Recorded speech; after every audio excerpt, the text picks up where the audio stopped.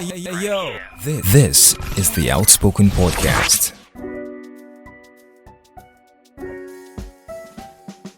We started a health series 3 weeks back. We've covered the human body, components of the human body, nutrients, our food, classes of food.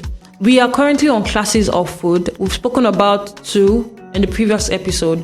Now we'll be talking about the remaining classes of food. If you have not been following, please start from the first episode to the second to the third. They're just 3 episodes before this. You can catch up, trust me. And everything is, I was going to say they are all short, but there is one that is for 15 minutes. But give it your time to listen and let's learn together. Remember, we are learning from my notes that Debbie gave me. Debbie is my friend who has knowledge in all of these things, and I am just here to educate us because I would not be able to do all the teaching from my head because I don't have an idea what I'm talking about. So we are learning from someone who knows, but we'll not be able to speak to directly because we are on strike. Almost every Nigerian student understands this. So because we're on strike, we'll not be able to have her here with us physically. But we are probably going to find a means of having her live, at least maybe in one episode or the other. So still on the classes of food, fats and oil. Fats and oil are one of the 3 significant food class that we have. The remaining 2 are protein and sugar. Fats can be classified as solid or semi-solid, while oil are just clear liquid, unlike fats. Fats now, the sources of fats can be from plants and from animals, just like our protein can be, and any other class of food that we have can be from plants or animals. Fats can be found in chicken, milk, cheese, avocado, fish, and so on, while oil can be gotten from maize, from corn, pumpkin, soybeans, and the likes. Fats assist the body with creating cells and helps in muscle building and mineral assimilation, being a major source of energy in providing the body with 9 calories per gram. Fats and oil are important for the human nutrition, serving as anti-inflammatories. They lower the risks of having arthritis, cancer, and Alzheimer's disease. Unlike we believe that fat is not so good for the body, there are some kind of fats that are needed and important for the body. Fats can be saturated and unsaturated. Unsaturated fats are omega-3 and omega-6. They provide the body with essential fatty acid that the body cannot generate by itself. In as much as fat is needed for the body, the intake of saturated fat should be reduced to the barest minimum.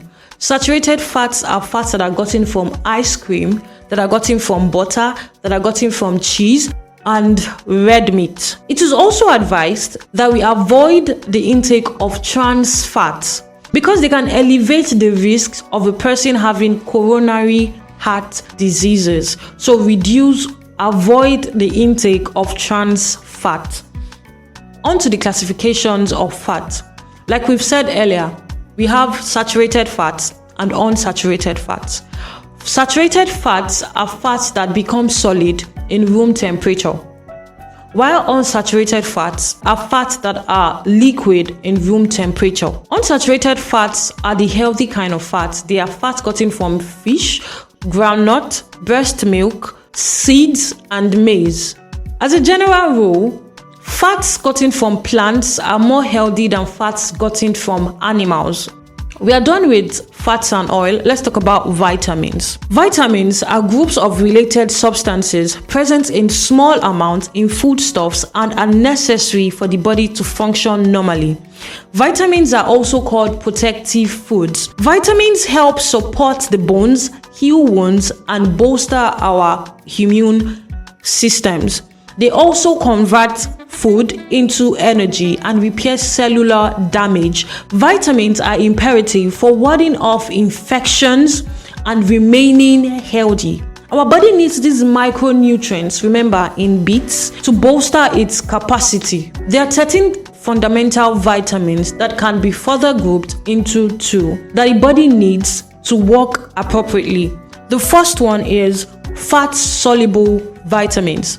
Fat-soluble vitamins, these are vitamin A, D, E, and K. They are all soluble fats and fat solvents. They are insoluble in water, so they are utilized only when the body has enough fat in it. Then we have water-soluble vitamins. Water-soluble vitamins are vitamin B and vitamin C and folic acid. These are soluble in water, so they cannot be stored in the body because they are water soluble. Vitamins are known for controlling developments, making red platelets, and shielding the body from unsafe free revolutionaries. You can get vitamins into your system when your diet is rich in vegetables, fruits, and lean protein. So how do we get these vitamins into our system? Vitamin A can be gotten from eggs, milk, carrots, sweet potato, and cantaloupes. Vitamin C from oranges, strawberries, tomato, kiwi, our broccoli, our red and green bell pepper. Vitamin E, avocado, nuts, seeds, whole grains, spinach, and other dark leafy greens. Now, let's talk about minerals. Minerals help keeps our brain, muscle, heart, and bones working properly. They're important for making enzymes and hormones. Examples of food rich in minerals are cereals, bread, milk, fish, and nuts, fruits, especially dried fruits, and vegetable. Minerals are fundamental for some body functions, including building solid bones and teeth, controlling digestion, and remaining hydrated. The well-known minerals are seen in calcium, iron, and zinc. Iron supports red blood cells and hormone creation, while zinc boosts your immune system and wound healing. We've spoken about minerals, vitamins, fats, and oil. Now let's talk about fiber. Fiber is a special type of carbohydrates that helps promote good digestive health. Food rich in fiber are vegetables like cabbage, carrots, fruits like banana and avocado, peas and beans, whole grain cereals like wheat flour, and refined maize. And finally, we have water. Water regulates our body temperature, moistens the tissues in our eyes, nose, and mouth. It protects our organs and tissues and carries nutrients and oxygen to the cells. You can go 8 to 21 days without food, but you cannot go 4 days without water and function properly. It's not possible. So an adult needs 2 to 3 liters of water every day because your body weight is made up of 60% of water. The whole of your weight is made up of 60% of water. Water serves as a protector and an ointment. It helps to flush out poisons, the hydration of the body, and the prevention of clogging. Water is useful for the body to make cells and fluids such as tears, digestive juice, and breast milk. The easiest way to test if you have enough water in your body is the frequency of your visit to the toilet. How many times a day do you visit the toilet? If you have enough water in you, you should go to the toilet 5 to 6 times a day, just easing yourself. And the color of your urine should be light yellow, not so deep. It should be really light yellow or almost transparent. So that should be the color of your urine. So we've covered the human body, nutrients, the language of the body, and classes of food. Through these episodes, what are the things that you've learned, that you're putting into practice, or that you are taking note of?